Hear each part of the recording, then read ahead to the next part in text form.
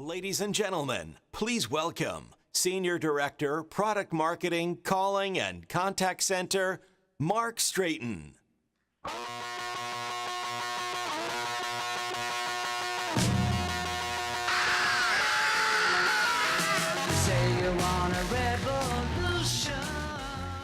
Good morning, Connections 2018.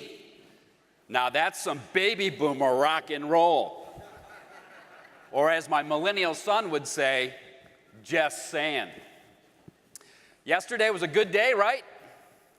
Yep, all right. Well, yesterday we had record attendance, over 1,400 people here on site, 1,200 people in this room alone, and 200 folks in our overview room. And we had, for the first time, 1,000 people online. Now, let's get ready to experience what's next, day 2. For those of you that don't know me, I was the Vice President of Corporate and Product Marketing at BroadSoft, and now I'm responsible for the Cisco Premise and Cloud, Calling and Contact Center Product Marketing, as well as this event. Now, before we begin, I know yesterday was a long day, and you may have just had a few cocktails. So before we start, I want to get a picture that I could put on our social channels. So let me get my phone going. I need everybody to stand up, though, so I can get a picture. Everybody up, please. Everybody. Everybody's going to be a long day. You're going to need the exercise. Let me get the picture. I got it. Looks good. You guys look good. Now, just give me a quick second. I want to send a note to Tom and Mike. Tom, Mike, marketing gets standing ovation at Connections. Yeah. All right. So yesterday, yeah. Thank you. Yeah. So yesterday, Mike, Scott, Larissa, and Tom highlighted 3 themes. Your BroadSoft investments become even more value as part of the Cisco calling and contact center strategies, and our service provider channel model does not change. There are new opportunities in collaboration, the mid-market, and large enterprise segments, areas where Cisco is the clear market leader. We also announced the new Cisco brand campaign, Bridge to Possible, at the Cisco Partner Summit in Las Vegas, and after our break this morning, we'll be able to show you a video clip of what that looks like. Now, since the acquisition by Cisco, one of the questions that we frequently hear is, how can I differentiate my products from other resellers when we have the same thing? And another question I think that is on everybody's mind is, how can I differentiate against new innovative competitors in a disruptive market? So some of you may be familiar with the Blue Ocean strategy. It is a framework that allows us to develop and evaluate differentiation strategies in rapidly changing markets. In the book, they define a red ocean market as the status quo where the products and value propositions are mature and competition is cutthroat and bloody, thus the red ocean. Blue ocean innovators can come in and disrupt the incumbents by changing the rules with new ways to offer greater value. In technology markets, these changes are profound and require a rapid response in terms of value propositions, product offers, and delivery. Now let's take a few examples. The taxi business is being disrupted by Uber.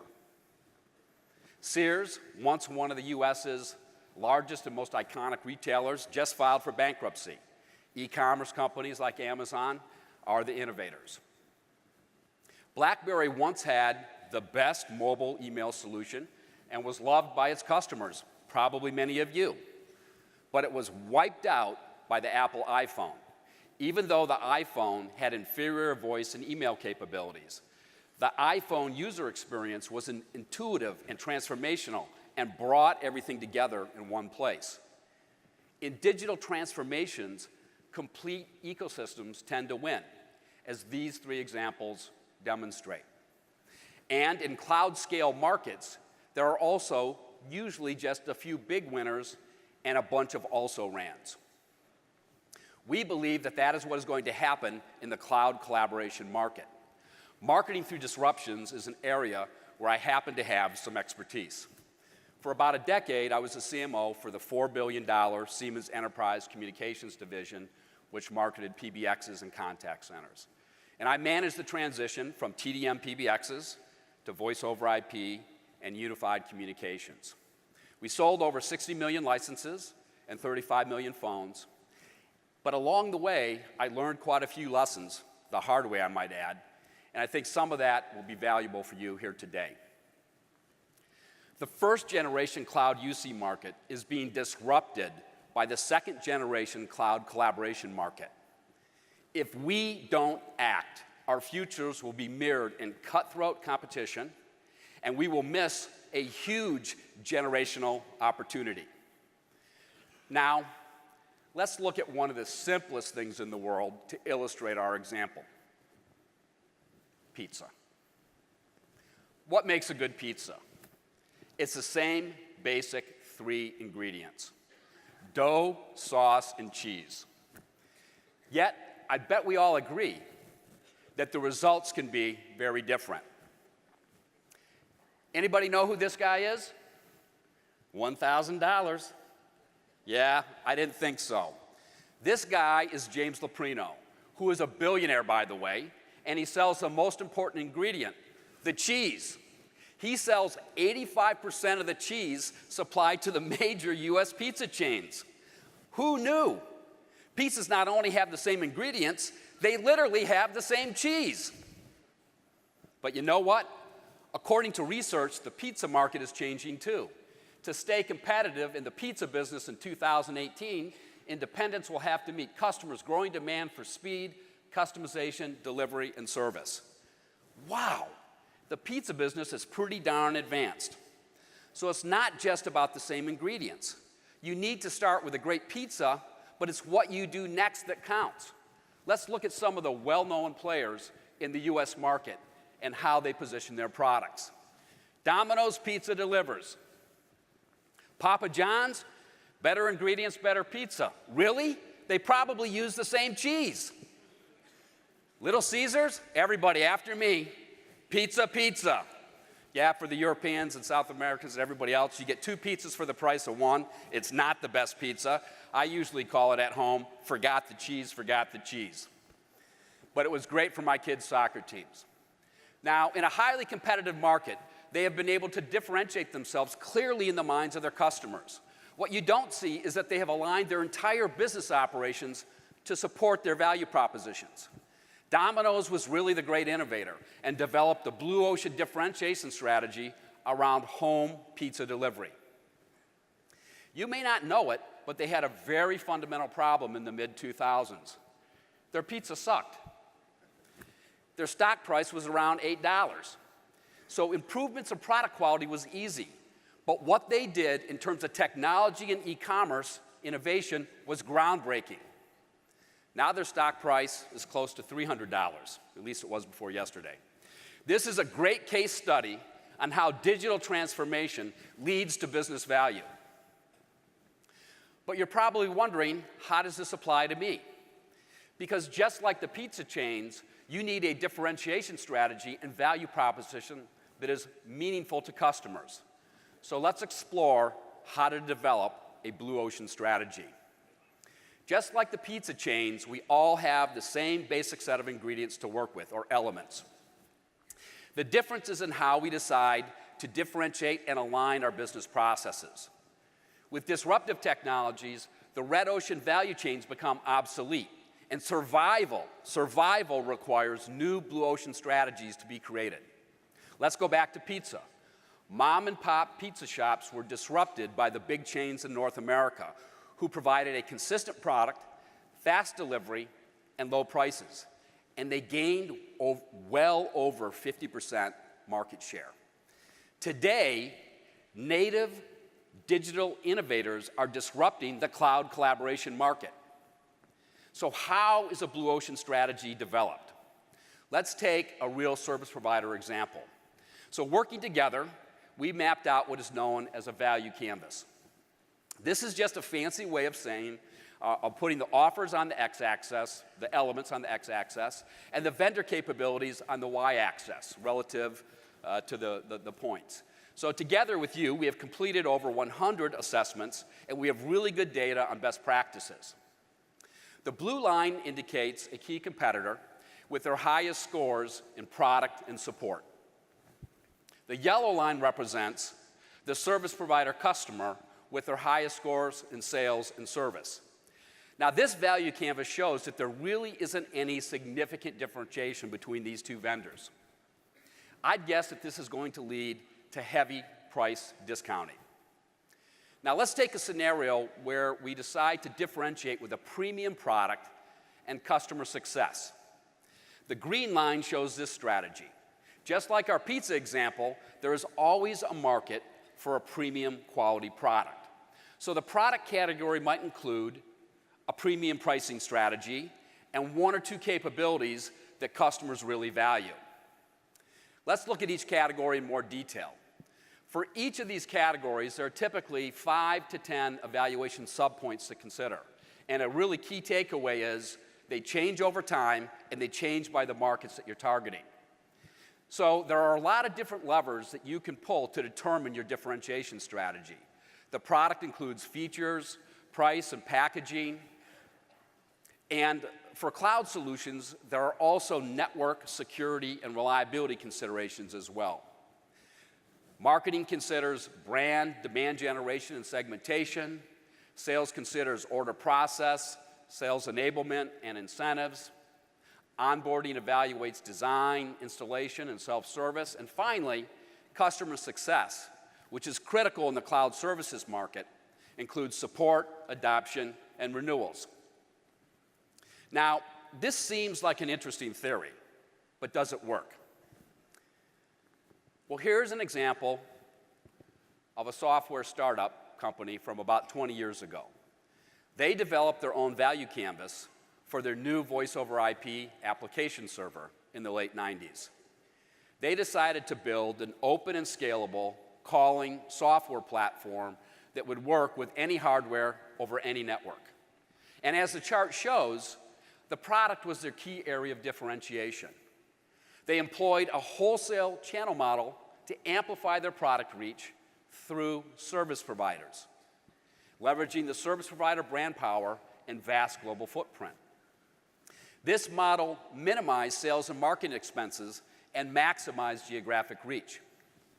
And you can see it here on the chart. They used a highly skilled direct sales force and provided high-quality post-sale programs and support services. And again, the high score on support shows this. Service providers took this class-leading software and bundled it with their own network services. The approach was phenomenally successful and earned the service providers 65% market share. 8 years ago, this company went public. Any guesses? There you go, BroadSoft. Yep. And then Cisco acquired BroadSoft, and as Dr. Evil would say, for $2 billion. So the BroadSoft story is a great example of creating blue ocean value.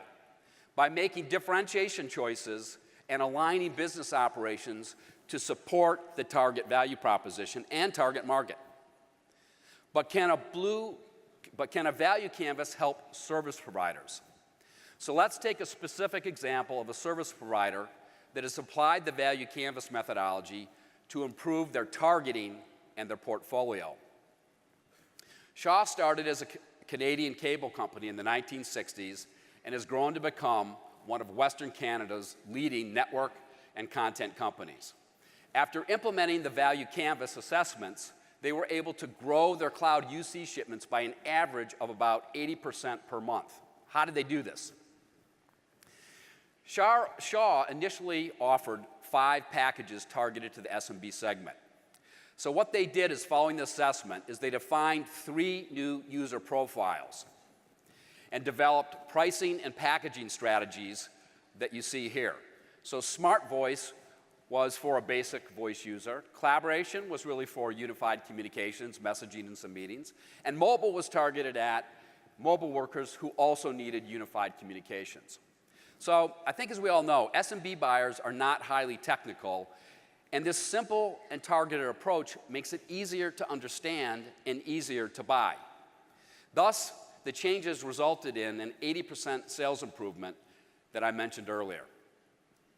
Now, the assessment also identified that Shaw's current offers would not address the 300-plus user market in Canada, which was about 48% of the market in terms of users, and probably 75% in terms of revenue. So to service this part of the market, they had to look at new capabilities on their value canvas, and this includes enterprise application integration, contact centers, team collaboration, hybrid solutions, and higher service levels as well. Now, we heard about this yesterday. Multi-site enterprises also need flexible migration paths supported by hybrid solutions. This allows them to transition their estate over time when it makes sense for their business, and it enhances the value of their in-place investments. All right, now that we understand how to develop value canvases and evaluate differentiation strategies, let's look at how to handle things when there is a blue ocean disruption. The first generation cloud unified communications market is undergoing significant disruption. Cloud giants are experimenting with calling and collaboration. New digital native over-the-top players have developed end-to-end digital marketing models. Innovative point solutions are improving productivity and customer experience. And there are other new technologies emerging, including artificial intelligence, that will further disrupt today's value chains. What's more, competitors are extending the value proposition beyond voice to a complete collaboration experience. Now, you may think that you have time to figure this out, but you can't wait. According to a BroadSoft survey, 74% plan to select a cloud UC vendor in the next 24 months. Now, that doesn't mean that they're going to rip and replace, hundreds of systems, but what it does mean is they're going to make an architectural decision, a vendor decision, and a channel decision. So a key characteristic of disruptive technology markets is that the markets start slowly and then explode into tornado hypergrowth.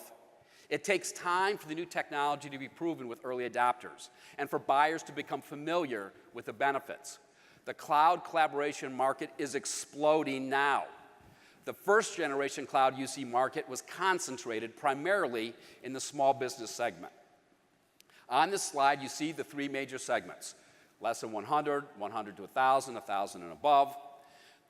The below 100 segment is about 39% of the market, the mid-market is about 31%, and the large enterprise is about 30%.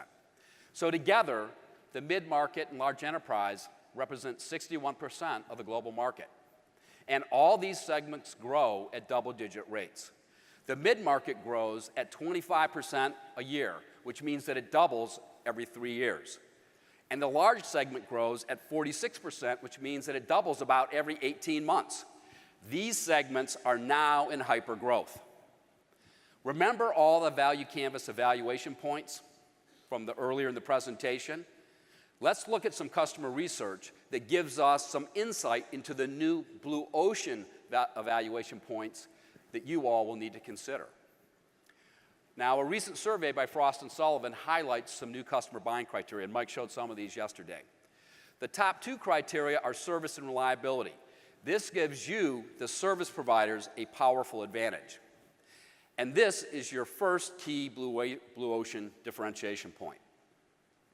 User experience is the next criteria, and this is where Cisco excels with WebEx collaboration, contextual intelligence, and integrated devices. Now, cost is always important. Service providers have a natural advantage with your ability to bundle network services and other services such as mobility. Technology roadmaps also carry significant weight, about 20%. There's a lot of studies on this. In disruptive markets, buyers want to have confidence in the technology vendor's vision and future directions. That's why Scott did his presentation yesterday to go through that. They are betting their careers and making 10-year decisions for their businesses. They can't afford to get it wrong. So let's drill down on quality and reliability. The conventional wisdom says that enterprise voice is easy, but it's not as easy as it looks. Even some of the world's top technology companies have struggled to deliver enterprise PBXs. Here's an example of how difficult it can be to master enterprise calling solutions. Live communication server, Office communication server, Skype for Business, and now Teams. I mean, they're well into their second decade. And I know there are a lot of point solutions. Zoom, Slack are talking about adding voice. But when collaboration isn't your main priority, we shouldn't be too surprised when they run into difficulties. Now, the power of verbal communications, the most natural form of human communications, is underestimated too. Let's see an example.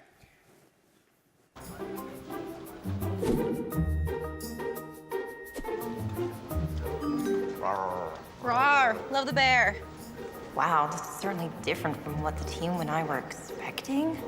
What does she mean by that? Hi, Sue, comma. Would love to talk next steps, period. Can you meet now? Question mark. To involve our CMO on this? Great, sending the WebEx link. Talk soon.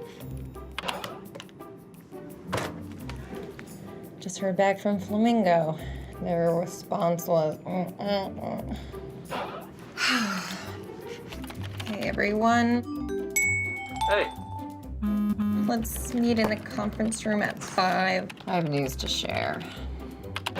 In 5 or at 5? I knew they liked the bear. Cha-ching. Time to celebrate. Champagne. Great. What time? Gonna be a good year, baby.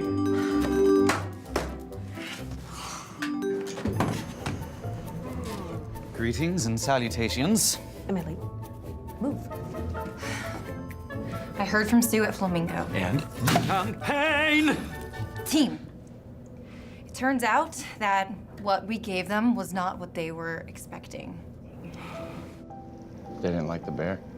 Regardless, I am very proud of all the work you did.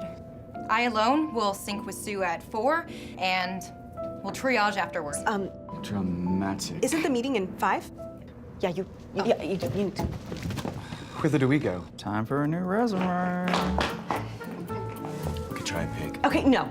Put down the champagne. We gotta go. We gotta go. Seriously? Come on, let's go. Wow, this is certainly different from what the team and I were Am I terrible at my job and just no one's maybe the telling bear me? wasn't a good What am I idea. gonna do no now? one will ever hire me again. Oh, yes.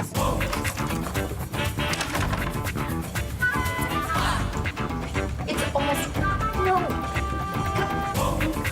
I was saying not to go. Hi, Sue. Hi. Hi, looks like you've got the whole team there in the SF office. Yeah, it's the full team. Should we jump right in? Absolutely. So guys, I just have to say, wow. This is so different from what we expected. The new CMO feels the bear is a real fresh direction for us, and we're considering growing the whole effort into a full campaign. That's great. We should talk more.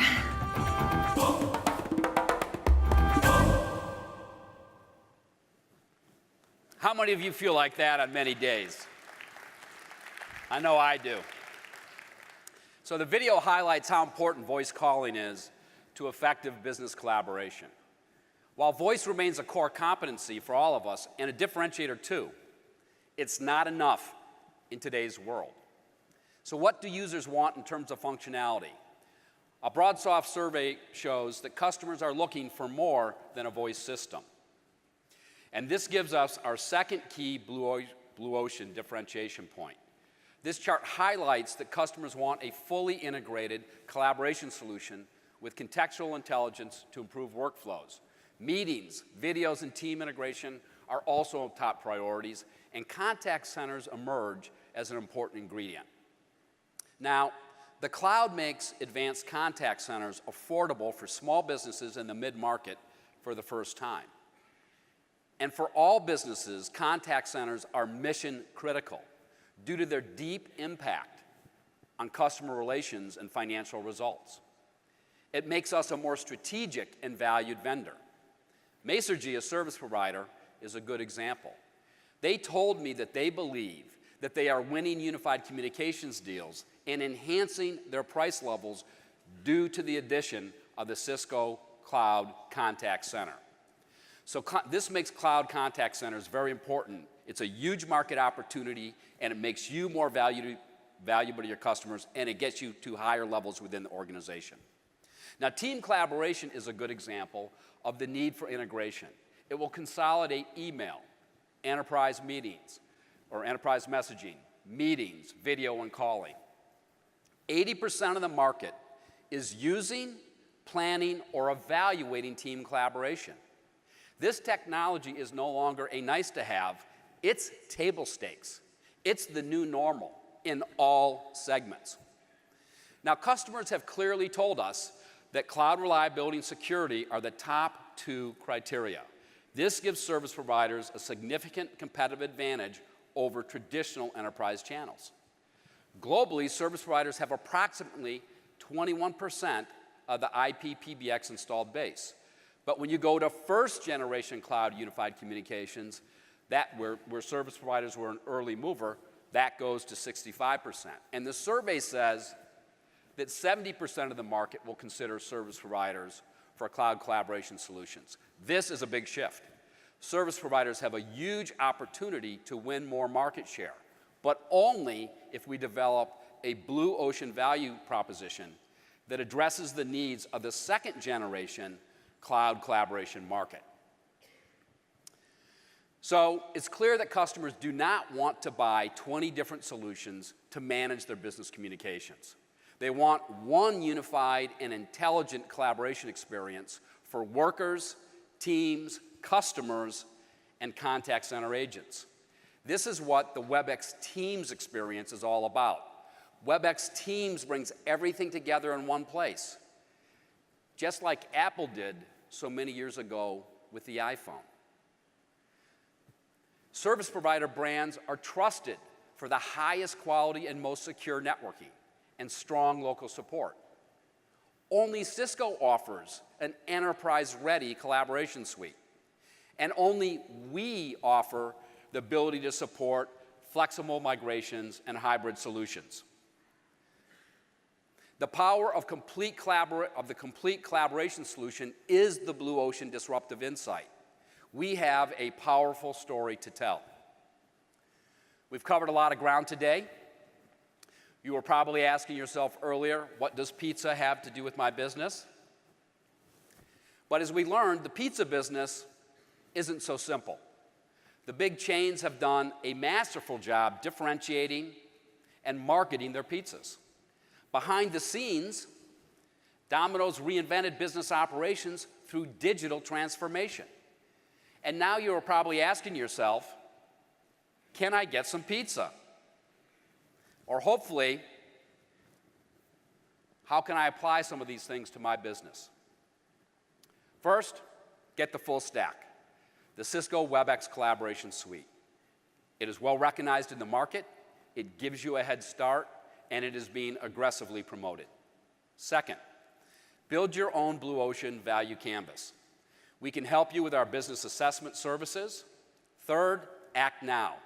The mid-market and large enterprises are in hyper-growth mode, and now is the time to bring an exceptional new collaboration experience to market. But as we have discussed, the Blue Ocean strategy requires careful market segmentation, value proposition development, and business process alignment. A one-size approach will not fit all.